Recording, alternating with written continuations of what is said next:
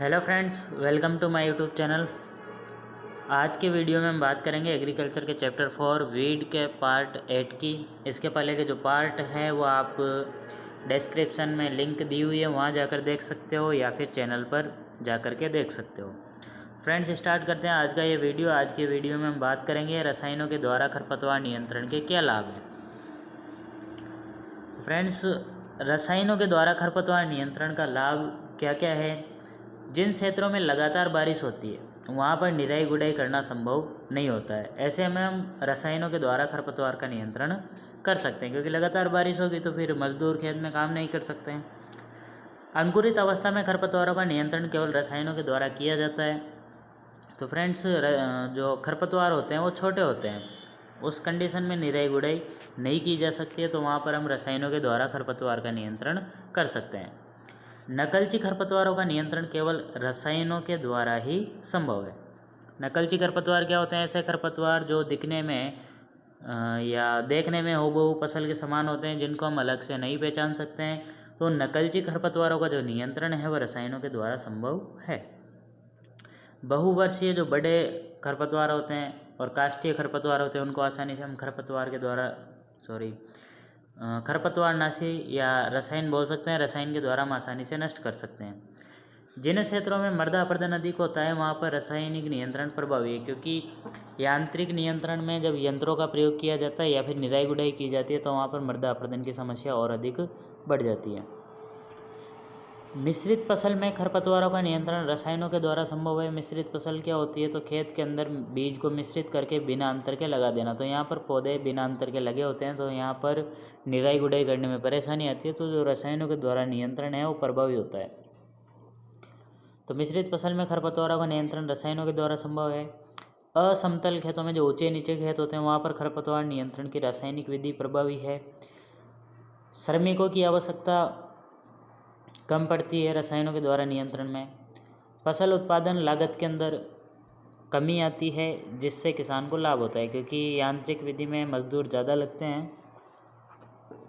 रासायनिक विधियों की सीमाएं, शाकनाशी के प्रभाव और प्रयोग की विधि की जानकारी। भाई, जो केमिकल हम डाल रहे हैं उस केमिकल के बारे में हमारे को जानकारी होना चाहिए। जो भी रसायन हम खरपतवार को नष्ट करने के लिए डाल रहे हैं उस रसायन की जानकारी हमारे पास होना चाहिए। जलवायु, मृदा, पेड़ पौधों के अनुसार अलग अलग शाकनाशी का प्रयोग होता है। अलग अलग पेड़ पौधों में मिट्टी के अनुसार और जलवायु के अनुसार अलग अलग रसायनों का प्रयोग होता है। मिश्रित फसल में शाकनाशी का प्रयोग करते समय बाधा उत्पन्न होती है, क्योंकि मिश्रित फसल में दोनों पत्ती वाली फसलें आ जाती है, सकड़ी पत्ती वाली फसलें और चौड़ी पत्ती वाली फसलें। ठीक है, वहाँ पर रसायनों का प्रयोग करते समय बाधा उत्पन्न होती है। शाकनाशी रसायन का मृदा व पौधों पर बुरा प्रभाव पड़ता है, क्योंकि केमिकल है और केमिकल सॉइल पर और प्लांट पर बुरा प्रभाव डालता है। खेत का आकार यदि छोटा है तो फिर वहाँ पर निराई गुड़ाई अच्छी रहती है। रसायन का गलत प्रयोग होने पर किसान को इसका पता देरी से चलता है, तब तक काफ़ी हानि हो जाती है या फसल नष्ट हो जाती है। भारत में प्रयोग किए जाने वाले प्रमुख शाकनाशी कौन कौन से हैं? तो पहला है अपने 2,4-D इथाइल एस्टर। इसका प्रयोग हम कौन सी फसल में करते हैं? तो इसका प्रयोग हम गेहूँ की फसल में करते हैं। कितनी मात्रा में करते हैं? तो 0.50 किलोग्राम प्रति हेक्टेयर। कब करते हैं? बुआई से 30 से 35 दिन बाद में। तो फ्रेंड्स, ये सारणी आपको अपनी जो 12th की किताब है उसके चैप्टर 4 में मिल जाएगी।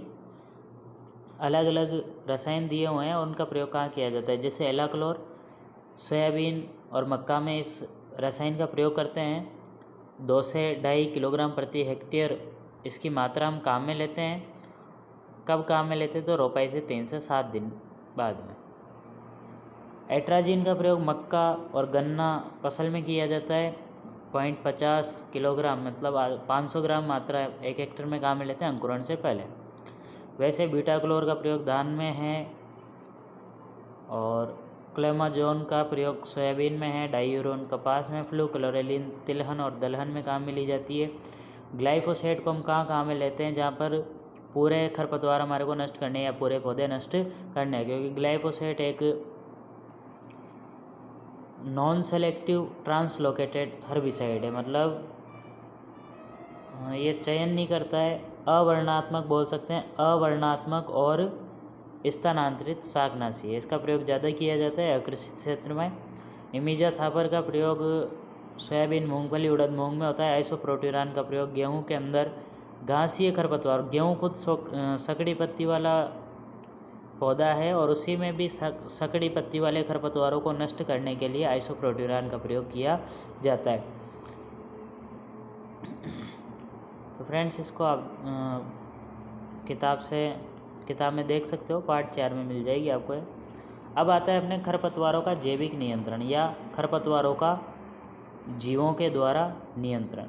खरपतवारों का जीवों के द्वारा नियंत्रण, इसके पहले हम कृषि विधियाँ पढ़ चुके हैं, यांत्रिक विधियाँ पढ़ चुके हैं, भौतिक विधियाँ या यांत्रिक विधियाँ और रासायनिक विधियाँ पढ़ चुके हैं। अब हम पढ़ेंगे जैविक विधियाँ।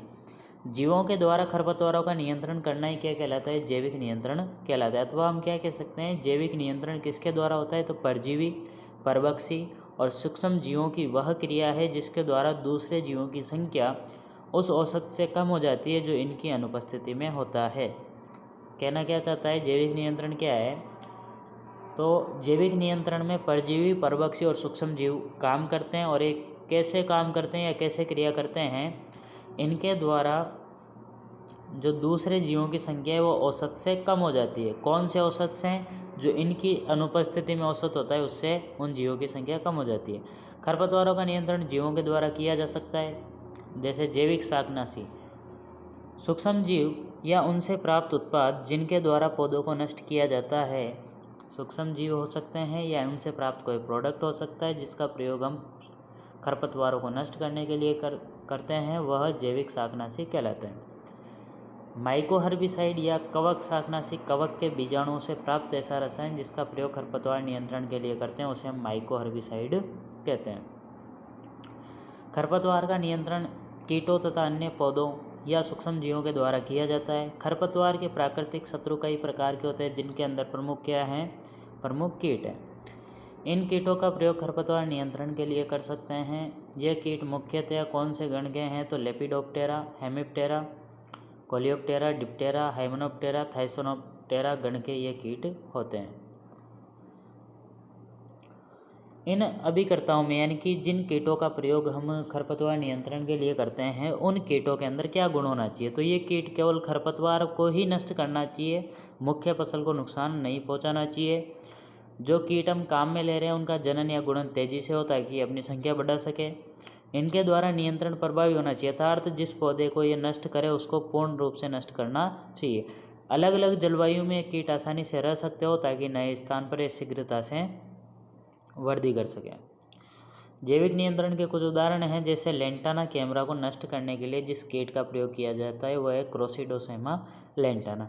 पार्थेनियम स्टेरोफोरस को नष्ट करने के लिए जाइगोग्रामा बाइकलराटा का प्रयोग करते हैं। नागफनी को नष्ट करने के लिए डेक्टाइलोपियस टोमेटोपास का प्रयोग करते हैं।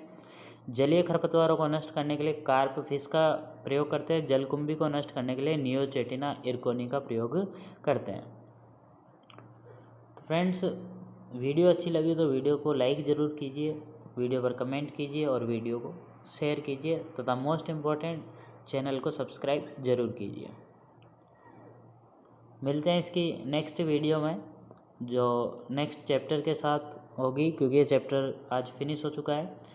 नेक्स्ट चैप्टर अपन पढ़ेंगे चैप्टर 3 इरिगेशन, सिंचाई।